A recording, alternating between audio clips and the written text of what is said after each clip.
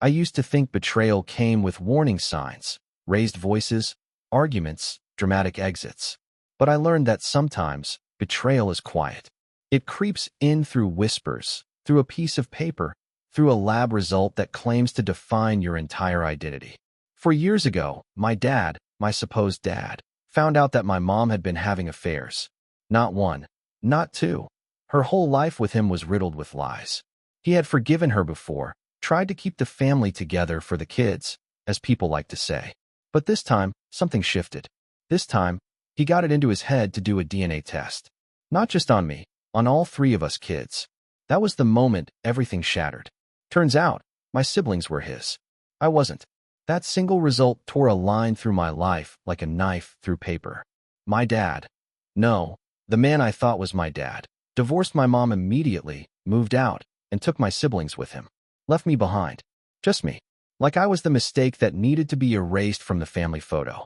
I didn't even have time to process it. No one sat me down. No one held my hand. They just vanished. And suddenly, I was living with my mom in a house that was colder than it had ever been, physically and emotionally. Her spiral was quick and hard, and I was left to catch pieces of both her and myself while everyone else moved on. People I had called family wouldn't return my texts. My older brother, who used to be my best friend, who I shared secrets and laughs and dumb video game nights with, turned on me like I was a stranger. Worse than a stranger. He lied about me, spread rumors to people I cared about, told stories that made me look like some manipulative intruder, as if I had tricked them all into loving me for 16 years. I was a kid. I didn't ask for any of it. And yet, I was punished for existing. But here's where things get even more twisted. The test was wrong. I got retested. Quietly. Privately. And the results? I am his son. Yeah. The original test that ruined my life was a mix-up. A clerical error. 1 in a million. But it happened to me. My whole identity, erased, and then scribbled back in because someone at a lab didn't double-check their paperwork. So now my dad wants to talk. My brother too. The same one who treated me like dirt, who helped tear down whatever pieces of me were still standing. They want to reconnect. They want forgiveness. But I'm standing here with 4 years of pain they left me to carry alone. And they want a clean slate? Not so fast. When I got the retest results, I didn't feel happy. I didn't feel vindicated. I felt numb. You'd think finding out that you were your father's son would bring some kind of closure, right? Some big emotional release. But all I felt was a hollow silence. Because no piece of paper can undo 4 years of abandonment. He left me. And my brother? The one who used to cover for me when I came home late, who snuck candy into my room when I was grounded, who punched a kid once because they called me names. That same brother turned around and made it his personal mission to destroy whatever dignity I had left. He told people I was the product of some other guy, like I was trash, like I wasn't really part of them. He stole from me, lied about me, sabotaged my relationships. A girl I had started seeing pulled away because of something he told her. I never found out exactly what it was. Maybe I didn't want to. All because of a test that turned out to be wrong. And now? Now they call. They text. They say they miss me.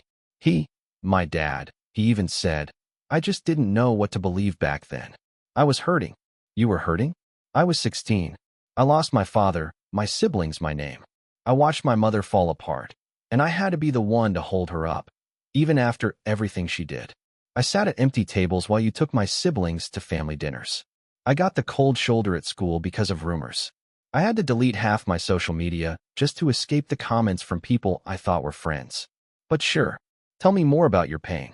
Everyone says I should talk to them, that I'll regret not making peace, that I'm just being an angry teenager. Maybe they're right. But my grandfather, God bless that man, he says something else. He says, you can't live your life trying to predict how you'll feel in 10 years. You live it now. You make decisions based on what's right for you today. And today, I don't want to see them. I don't want to let them in. I didn't choose to live with Grandpa. Not really. He just kind of showed up the day my world collapsed. The day the DNA test came back, Mom was on the floor crying. Dad was gone. My siblings were packing bags in silence. And I just stood there, frozen. I didn't cry. I didn't scream. I just waited for someone to say something. Anything. Nobody did. But Grandpa did. He knocked on the door 20 minutes later like he knew. Like he felt it. Maybe he did. He always said he had a sixth sense when his people were hurting. He told me to grab my things. Said, "You've got a place at my table. Always." I didn't argue. I packed a duffel and never looked back. That house became my shelter. That man became my anchor. No lectures. No questions. He just gave me space. Gave me quiet. Gave me the feeling that I mattered, even when everyone else treated me like I didn't exist. He made me coffee in the mornings. Sat across from me during dinner even when I barely spoke. Watched crappy old war movies with me on Sundays and called it character building. I think he knew I was barely holding myself together, so he gave me a life that didn't ask questions, just offered presence. It was in that house I started rebuilding. Slowly, I got my grades back up, applied to college, got a part-time job. I stopped walking with my head down, started looking people in the eye again, even laughed sometimes. And whenever I felt myself slipping, when the pain crept back in or I started questioning my worth, he'd say, "You don't owe anyone forgiveness. You owe yourself peace. Don't confuse the two." That hit me like a brick. Because that's the thing, isn't it? Everyone keeps telling me forgiveness will set me free. But nobody talks about the weight of having to forgive people who never even tried to make things right until it was convenient. Grandpa never once pressured me. Never once said, "But they're your parents," or "Give them another chance." He just made space for me to exist without expectation. He made space for my truth. And when Mom came banging on the door that day, demanding to speak to me, he stood between us. He said, "You don't get to walk back and just because the truth is easier now. You walked out on him when it was hard. That's what he'll remember." He told her to leave. And when she called him cruel, said he was tearing the family apart, he just looked her dead in the eye and said, "This family tore itself apart. I just chose which piece I wanted to keep. And it's him." I broke down. For the first time in years, I let it all out. And Grandpa just held me, like he'd been waiting for me to finally exhale. Just when I thought life had finally steadied, when the dust had settled and the drama was safely buried in the past, it hit. Not another betrayal. Not another fight. A twist. One I couldn't have made up if I tried. See, even though I knew my first DNA result had been a mistake, knew I was my dad's biological son all along, I didn't expect what came next. We got the final set of results back, just to double-check everything before settling legal matters. But this time, something else unraveled. Turns out, my older brother isn't actually my dad's son. Let that sink in. The one who screamed at me, turned everyone against me, stole my things, ruined my relationships, bullied me to the point I almost dropped out of school, that guy. The one who gloated when I was cut off and told me I was nothing. He was the one who didn't belong. Yeah, karma, right? The lab had originally swapped our results. They'd pinned his DNA to my name and mine to his. And for years, we all believed that I was the product of the affair, that I was the outsider, that I was the shameful secret. But it was him. He was the one Mom lied about, the one Dad shouldn't have trusted. And the irony is, he looks more like Dad than I do. Go figure. Maybe my mom had a type after all. The moment I found out, I didn't feel triumphant. I didn't laugh or gloat. I felt empty. Because while my name was cleared and the truth came out, it didn't undo the years I spent watching people I loved walk away. It didn't give me back the birthdays without phone calls, the holidays filled with silence, or the ache of wondering what I did wrong. But what it did give me was clarity. This was never about blood. It was always about choice. They chose to believe the worst of me. They chose to cut me out. And now, the truth doesn't erase what they chose when it mattered most. Grandpa, of course, took the news like a boss. He cracked open a beer, raised it in the air, and said, "God's got a hell of a sense of humor." I think that was his way of celebrating without celebrating. We've decided not to share the new DNA results with anyone except the lawyers.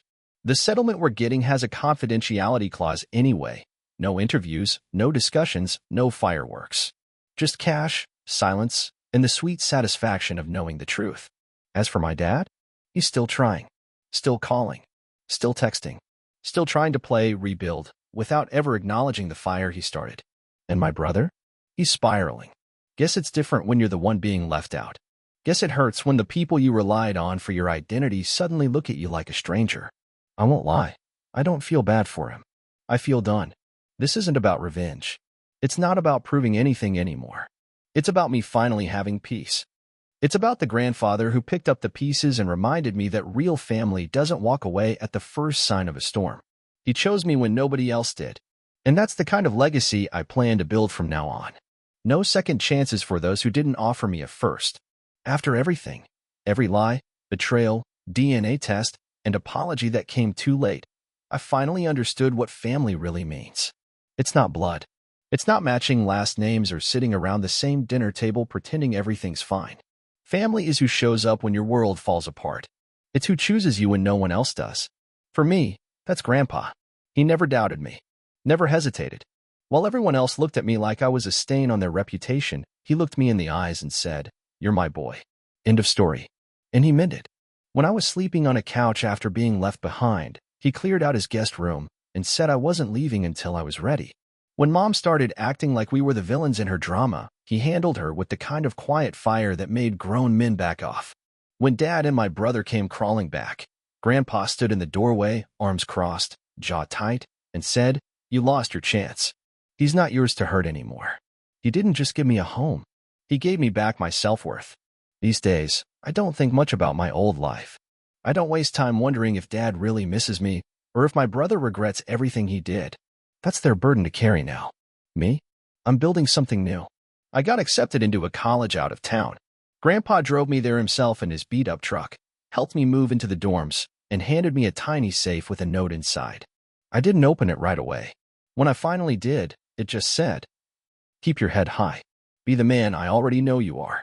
Proud of you, kid." Gee, that note stays taped above my desk now.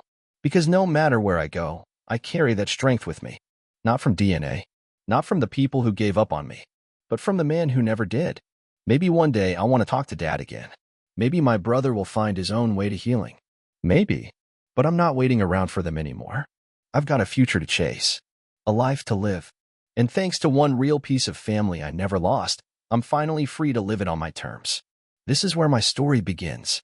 Not with betrayal, but with loyalty. With love that didn't flinch when things got hard.